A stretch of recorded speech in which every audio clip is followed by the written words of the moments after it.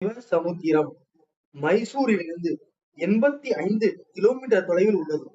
சிவசமுத்திரம் மத்திய ரங்கம் என்று அழைக்கப்படும் அபிமான தலம். ஆதிரங்கம் ஸ்ரீரங்கப்பட்டணமும் அத்திரங்கம் ஸ்ரீரங்கமும் ஆகும். காவிரி ஆறு பாயும் திக்கை வைத்து இவ்வாறு அழைக்கப்படுகிறது.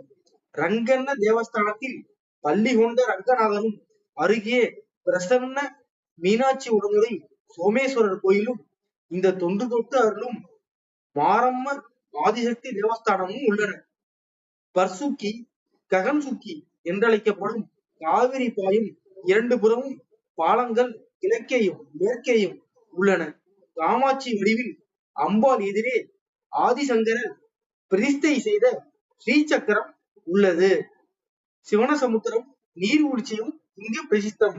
மறக்காம நம்ம சேனலை சப்ஸ்கிரைப் பண்ணீங்க. நன்றி.